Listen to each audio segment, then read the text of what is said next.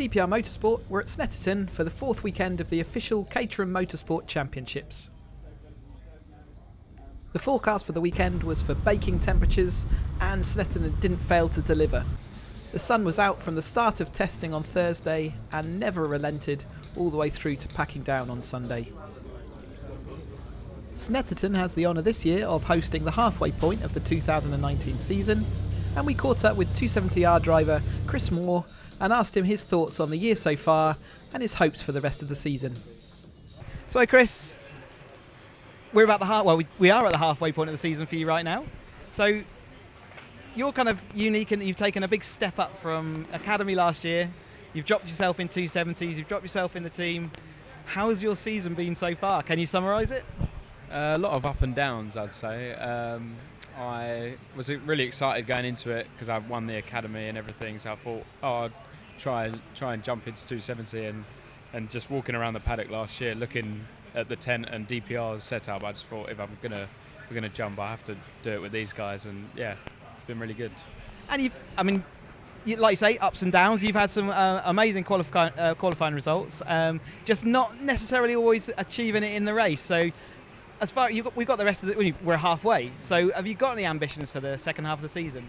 Yeah, I feel like I just need to get a little bit more stuck in now. I've got a bit more comfortable as the season's gone on, but initially, like the whole racing close to has been a bit new to me because I didn't really have much of experience of that last year. But I know the pace is there, so yeah. And I think that's one of the big differences, right, between coming straight from Academy into one of these upper championships with all the team support is just how close everything becomes, right? So, are you happy with the choice to come? I am, because I feel like it's making me learn quicker.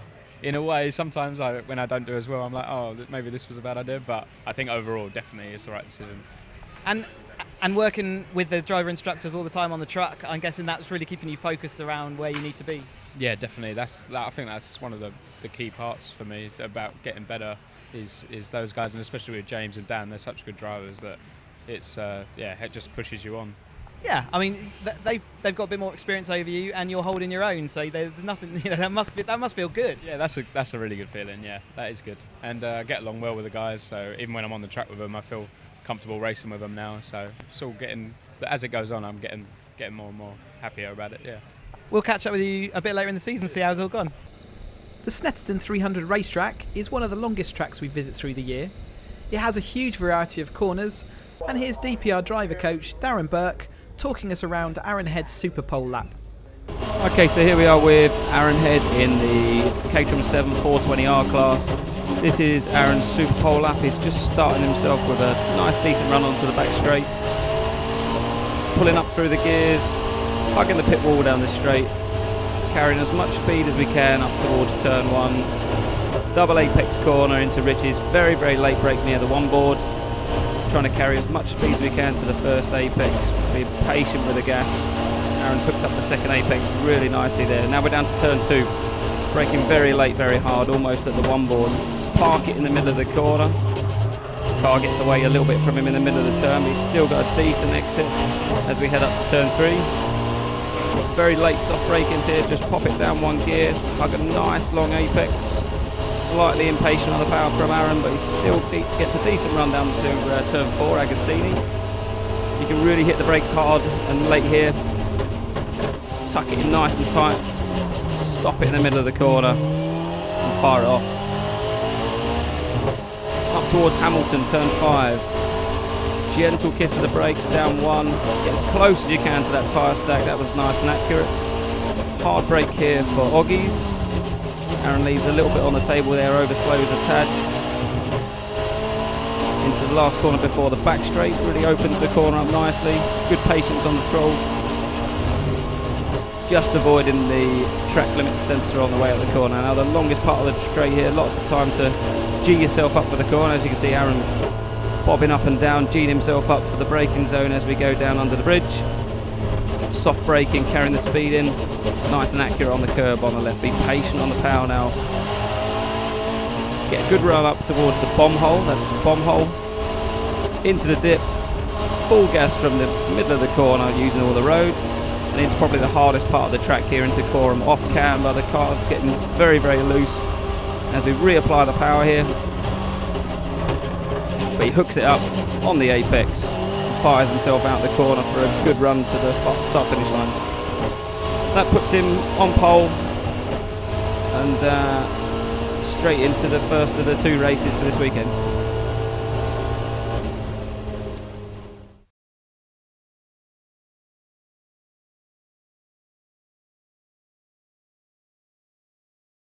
The 310R series were the first out on track through the weekend. In qualification, Sawyer achieved 4th place, Andy Perry just behind in 5th, Doug Christie continues great form with 10th place on the grid, and Harry Landy was 16th, Gary Curtis 34th. Qualification for Gary didn't exactly go to plan, with a spin and contact with the barrier. The shunt crew were quickly assembled though, and the car was ready for race 1.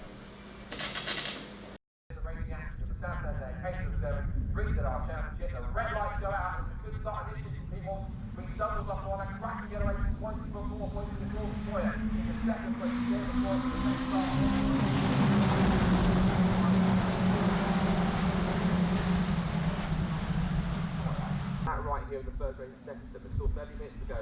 Long way in this race.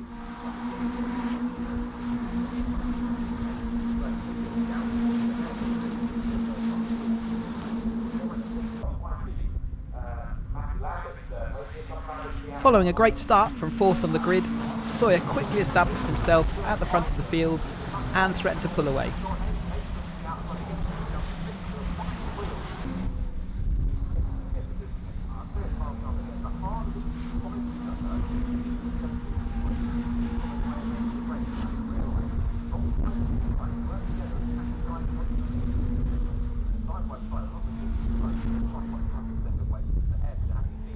Unfortunately, a missed down change into turn 1 saw the chasers return to his tail. Once he had recomposed though, Sawyer was joined by Matt Lambert out front, and the duo pulled away to a healthy 16-second gap over the chasing pack. Unfortunately, race 1 proved attritional for the chasing pack, which included Andy Perry. A last lap concertina effect into the last corner led to a broken radiator for Perry's car and a DNF. He'd have some work to do in race 2 to fight back from the rear of the grid. The other DPR Motorsport drivers did benefit from the last lap issues, with Christie finishing a fantastic 6th place, Landy succeeding a second top 10 finish in a row, and Curtis getting best result of the season so far with 22nd. Back at the front of the race, Matt Lambert did manage to sneak the win over the line, but as he is a guest driver this year, Sawyer would still score full championship points. But the victory went by virtually nothing. Car number 16, Matthew Lambert. Something like 0.063, I think the delta separated them. Both Lambert has gone university early.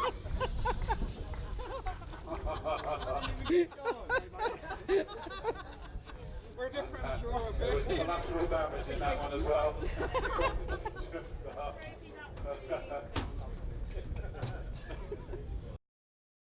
After the race, we caught up with Gary Curtis and Harry Landy to reflect on their 2019 season so far and their hopes going forward. So Gary, we're at Snetterton this weekend, at new track for you. So how's it all gone? Starting from testing, how's it gone? Oh, brilliant! I think it's a great track. I mean, I think the thing with this is it has different techniques compared to some of the other tracks. So as I'm still learning, it's like a turn and lift or a lift and turn, and then generating the grip through the turn. I've never done that before at all. It's always been brake turn gear, whereas here, just getting used to saying, okay, this is a corner where I can take almost technically flat, as long as I get my turn in and my lift right. And you've been working with Dave all weekend on the truck to sort of sort all that through, and there's so many different types of corners here. It's one of the best things about Snetterton, right? Yeah, it's brilliant. I think because you've got right down to the second gear U-turns, where you're going down through the gearbox, second gear, and then trying to get your drive out of the corner, and then you've got the high speed where you're trying to carry you through the bend, right out of the bend. And I think the other thing is it's got great corners where you're actually coming onto a straight. So if you don't get that corner right, your mileage down the straight, your MPH, is just 1 or 2 short, but that's enough for somebody to draft you and pass you. So you can, you know. Yeah, and it is amazing when you see the data and how much a tiny change can make such a big difference, and it's why it's really important that we get on the track and we do that. And also because it's got a large number of turns. You know, I think it's great for the experienced drivers, for the really good drivers, because it actually makes a gap between them and mid-pack runners and rear-pack runners, because it generally demonstrates their skills. Because you've got 13 turns, which everyone is 0.1 of a second, then all of a sudden you've got 1.5 seconds a lap that you're trying to catch that pace up. So any time you can take off is just a good feeling, really good feeling. So we had a quali-in race yesterday, so we're into Sunday already. Quali didn't go exactly to plan. No, it didn't last the full session. I came out onto the straight, and there's on the outside there's a out of limits marker. I could see on my delta that I'd had really good time. It was my best lap in qualifying, and I just missed the timing mark. But because I missed the timing mark, I pulled the car in too much and it spun, and I obviously hit the barrier, which is not good. But the boys in the garage, they spent yesterday fixing up, and actually it seemed like they did a brilliant job. And how was the car when you got to the race? Well, I think the thing was that the job of getting the car back together, because I did two the side of the car down the barrier. So actually getting the car built in the time first of all was brilliant. And then the second thing was that when the car went out, it didn't feel any different to how it felt at the start of qualifying. So it wasn't like I was getting in the car and going, oh, this feels different, I need to do this, I need to check this. I didn't need to change anything. It was just exactly the same, which is a testament to the guys putting the car together, because they just get it spot on, both with the setup, the alignments and everything like that, and the balance of the car remained the same. It was great. And about the race itself, you looked like you were having a good old go there. How was it for you? Yeah, it was a great race. I mean, I think for me personally, I'm starting to catch up with the guys that are around me, starting to run at their pace, and sometimes starting to pass their pace a little bit and catch up with them, which is testament to the coaching, I think, as well, and also to the accuracy that you realise you've got to be so accurate. And then I from personally watching from the banks and seeing you move away from the people behind and actually holding on and moving forward with that group ahead, it was really good to see. So it's a good job. It's a great feeling, you know. It's like anything that you do, any sport that you do, you just think, oh, it's a great feeling to improve and get better. And when you feel the rewards of your practice and your efforts and everybody working together, you just go, wow, it's fantastic. And we're moving into the second half of the season now, so we've done one half. We're exactly halfway point. So do you have any hopes, ambitions? We're coming up to Spa, so there's lots of good things still to come. I think I'll enjoy Spa because it's a classic. You can't say I've driven Spa and didn't enjoy it. It's a brilliant track, and it's historically you want to say it's just phenomenal. So I think even if I came way off the back and I finished, I'd be going, wow, that was Spa. But I'd like to get into the teens for the end of the season. I think realistically to start running in the teens would be my target. I think that's really realistic. You got very close yesterday. Maybe even today's race. Maybe it's on. We'll see. I think there's a lot of some of the drivers that either made mistakes yesterday and dropped behind me have been putting in faster times than me. So I think there'll be a lot of pressure from the back, which will be something new to me as well, having the pressure from behind, as well as trying to follow and catch the guy in front. Whereas before, like you said, I've just started to gap the people behind now. It'll be different because the guys behind are going to be faster, and I'm going to be trying to gap people who are slightly quicker than me. I wish you the best of luck, and we'll speak to you later. All right. Right, Harry, we're at Snetterton. So it's round 4, sort of halfway point of the season. But how's Snetterton gone for you so far? So far it's been a great weekend. Testing was really good on Friday, so made progression through each of the sessions. Qualified 16th, which I was really happy with. Front half of the grid, which is good progress for me. And then race 1 finished 10th, so delighted with the progress. Yeah, and I mean, it's a big old grid, so what, 30, 40, between 30 and 40 cars, something like that. So yeah, really good to see you up there. We are at the halfway point of the season. Points have been sort of up and down so far, but you've come in with a bit of momentum, and yes, the race yesterday, 10th, is a great result as well. So 7th and 10th for the last 2. Ambitions for the second half of the season? Yeah, so I think I'd like to consolidate top 10 positions, maybe make progress and try and aim for a top 5. Definitely feeling a lot more confident in the car. I feel like I'm getting better racing all the time. So just hope to progress up through the field. But it's tough. It's a really competitive field. There's some really quick drivers out there. So just need to keep practicing, plugging away, and hope to keep progressing. I was going to say, so pushing forward in the races is the main ambition. Spa coming up.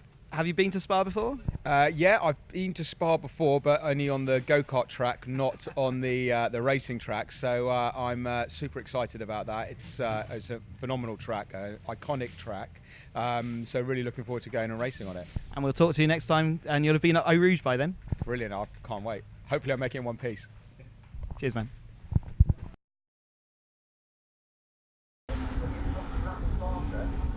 Race 2 on Sunday was scheduled earlier in the day, where the heat was less oppressive. Gordon Sawyer did what he had threatened to do in race 1 and pulled clear of the chasing field after a brilliant start and some relentless early pace.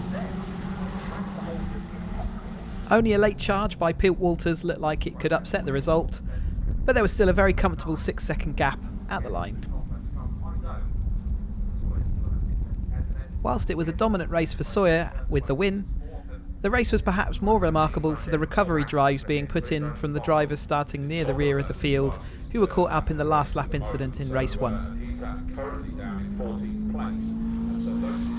And one of those drivers was Andy Perry. Starting from 27th on the grid, he put in the race of his season so far to get back with the lead group for the later stages of the race, and then he put himself on the podium with the lap record to boot. Christie had been as high as 3rd place early in the race, but his challenge faded a touch. He still finished a highly respectable 6th place. A great way to head into the second half of the season. Gary Curtis had another great result with 24th. Harry Landy had a race to forget, with contact taking him out of the race early, and he circulated in 26th towards the end.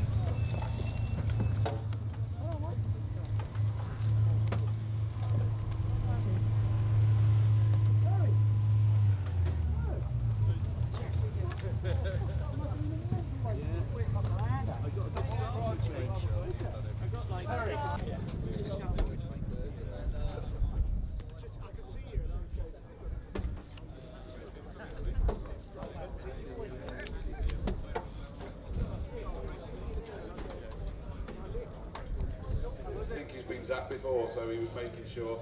So the photos will be taken, and now they can pop the champagne.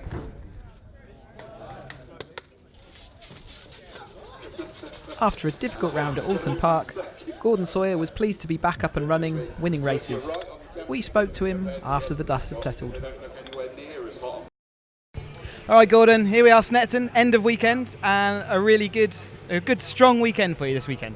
Yeah, it couldn't be much better. After Oulton Park, I was a bit down, didn't have much luck.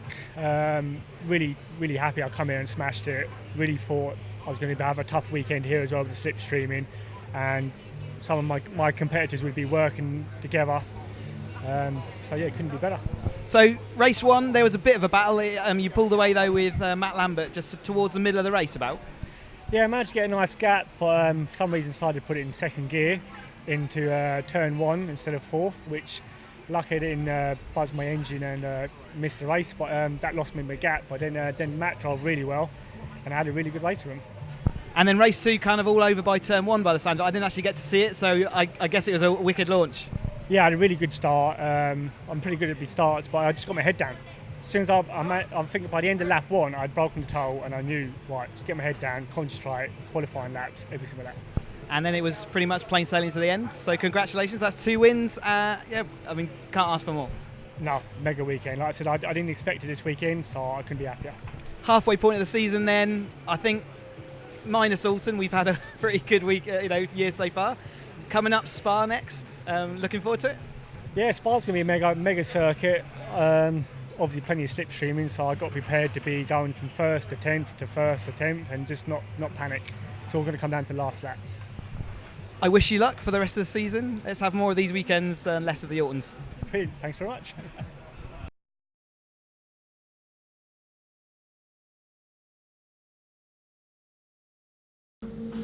The 420R car is the fastest in the official Caterham Motorsport Championships. The DPR Motorsport squad were back up to full numbers with the return of Chris Bates to the awning after an injury timeout. Qualification saw Alex Jordan take 17th place, Chris Bates just ahead in 16th, William Smith and Aaron Head both made it through to Super Pole. Smith ended on 4th on the grid, and Head took a dominant pole position with very nearly 0.6 of a second advantage. Come the race, it was Smith and Head who looked to have it all under control on the first lap, pulling slightly clear of the pack. However, fluid had been dropped on the track, and Aaron Head pulled into the pits from the lead, thinking he had a puncture. An incident further back in the pack, on the same fluid, saw a safety car deployment. This allowed Head to catch back up with the field, but he was now down in last place.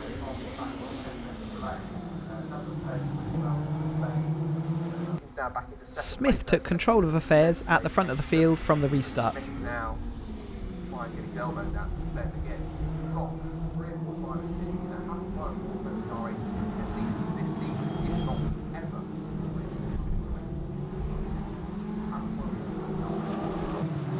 He led the pack for a large portion of the race.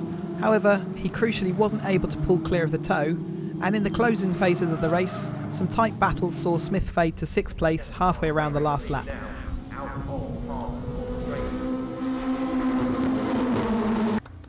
Remarkably, by the time the pack had returned to the start-finish line to take the flag, he had turned that back into 3rd place. Maybe not the result he was hoping for, but still great considering how things were looking just a few corners before.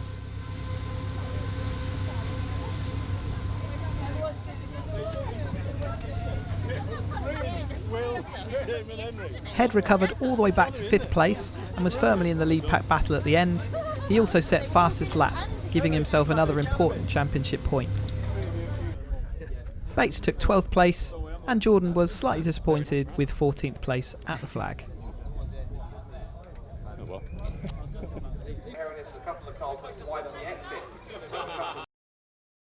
A large part of race 2 looked very familiar to race 1. Another safety car deployment early on, this time due to a start line accident, and at the restart, a lead pack of 7 cars gradually pulled clear of an intense mid-pack battle. Continue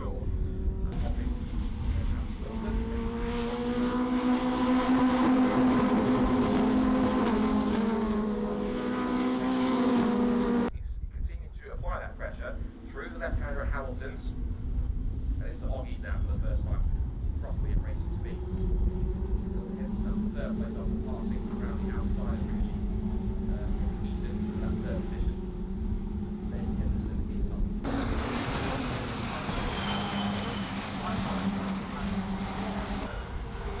The race was again shaken up late on, with a recovering John Byrne making his way to the front of the field from the back row start. Several incidents on the last lap meant that, although Smith crossed the line in 2nd place, he would eventually be awarded the win.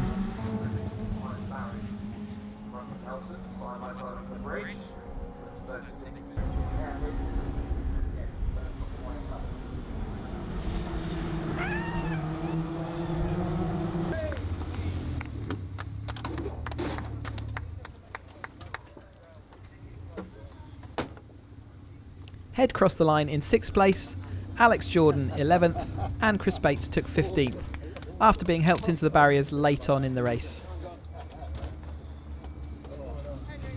For the team, it was great to see better results than at Oulton Park and get back to winning ways. With all the attrition currently, the championship is still wide open for a number of the drivers to take. It's going to be a very interesting second half of this season, and this year looks likely to go right down to the wire.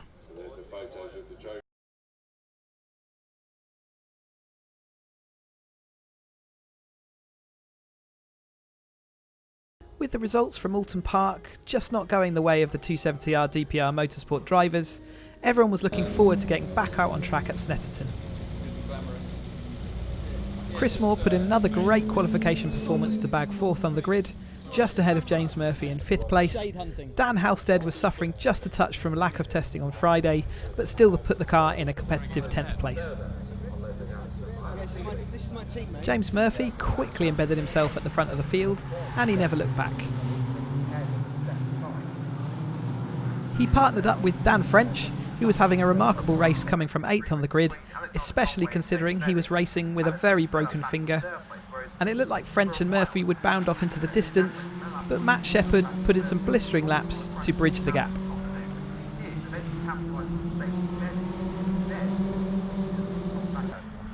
That had therefore decided which drivers would appear on the podium. However, the order was very much not certain until the last moments of the race.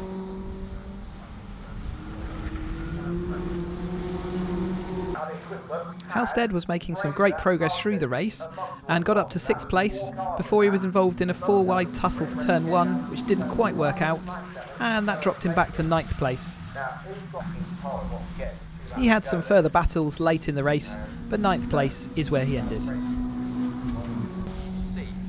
Moore had a poor start to the race, initially dropping back down to 9th place, but then even further back down to 12th during the early part of the race. However, he completed a great recovery drive back to 7th place by the end of the race. Back at the front, the frankly remarkable French managed to beat the pain and take victory over James Murphy, who was second. Although Murphy would no doubt have liked the win, this was certainly a better feeling in Parc Fermé than the track limits penalty we received at Oulton Park, and he was also appreciative of just what an epic achievement French had pulled off. As soon as you got behind him, it was just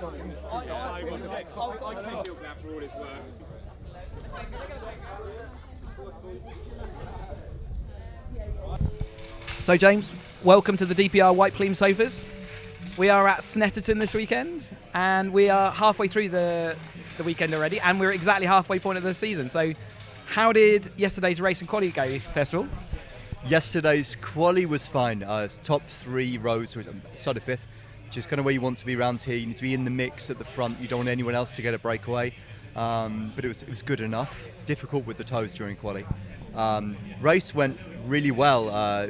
Great start. Was able to follow through the leaders through the first couple of corners. I think I led on the back straight, led them on the front, and then I think Daniel French came past me on the back straight on the second lap, and I looked behind me in the mirrors expecting to see a train of cars waiting to follow him through, and there was no one there.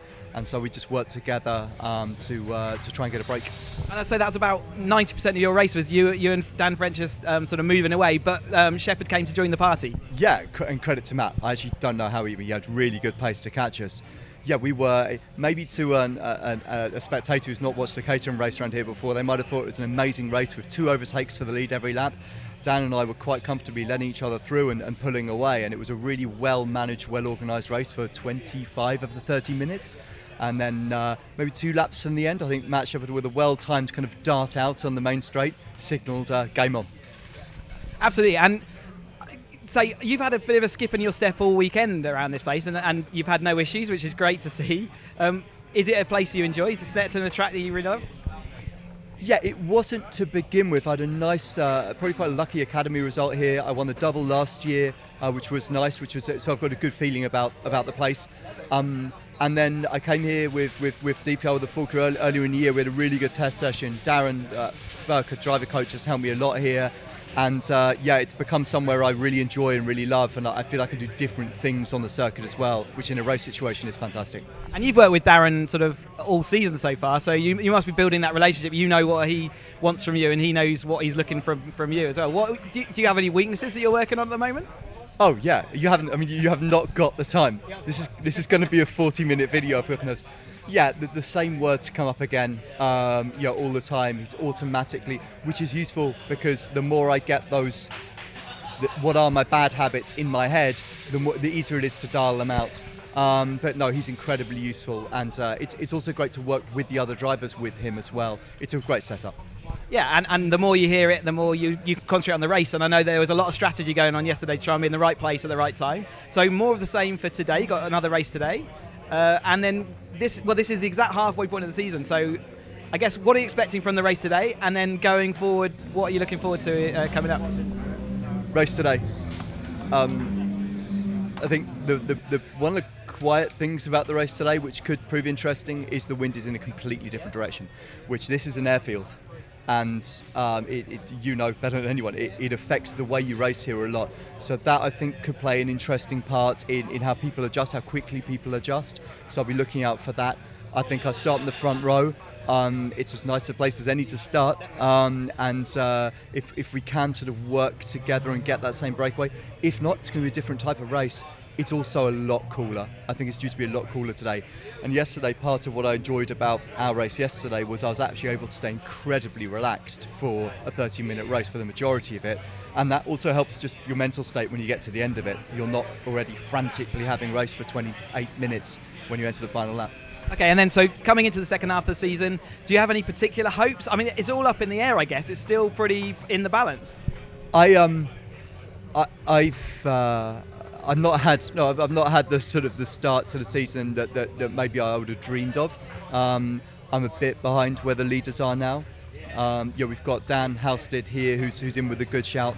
Dan French, Justin Heap up there. Matt Shepherd has some consistent results.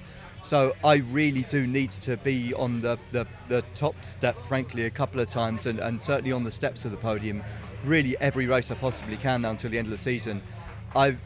You once taught me a great adage: you don't look at the championship table before halfway through. I haven't looked yet. I know I'm a bit behind, but frankly, I'll start looking maybe after Spa, maybe even after Donington, and see where we're at. Because everything that's happened already, there's all that time to happen again, so it all can happen again to different people. So it's all on the table. Can you ask me that question after the next race when I come back in with a clean car and everything's okay? It's a deal. The line, the red lights go out. Now let's get racing for the 270Rs. Good launch equally for the front row together between French and Murphy, but also from the second row between, looks like possibly that is Shepherd and... Race 2 initially looked like French and Murphy would once again do a disappearing act. However, the other drivers were wise to it this time and didn't let the gap go beyond reach.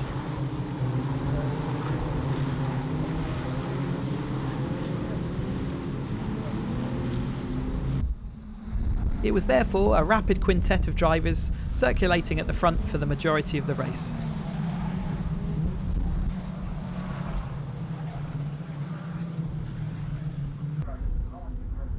French continued to amaze onlookers, heading the field for most of the laps over the line, and Murphy continued to maintain a close watch, regularly in second.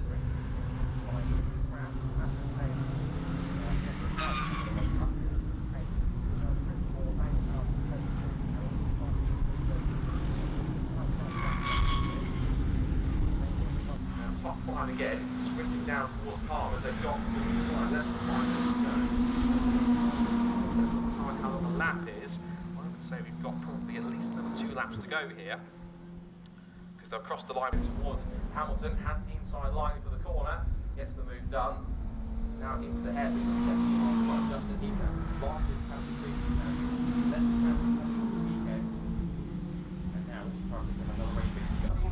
A little further back, Chris Moore had fought through the midfield group and fired himself out of the front of it. It looked like an insurmountable gap to the front 5 runners, but after 8 laps he had just made contact with the front group. Unfortunately, the flag was out just to deny him, and he crossed the line in 6th place. Halstead found himself caught up in the pack that Moore had managed to break free of, and he had a busy race, ending up in 8th place.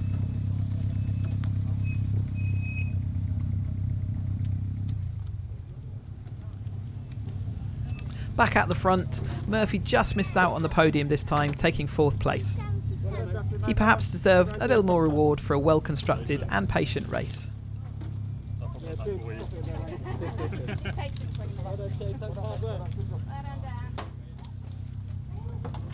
then, take the photographs.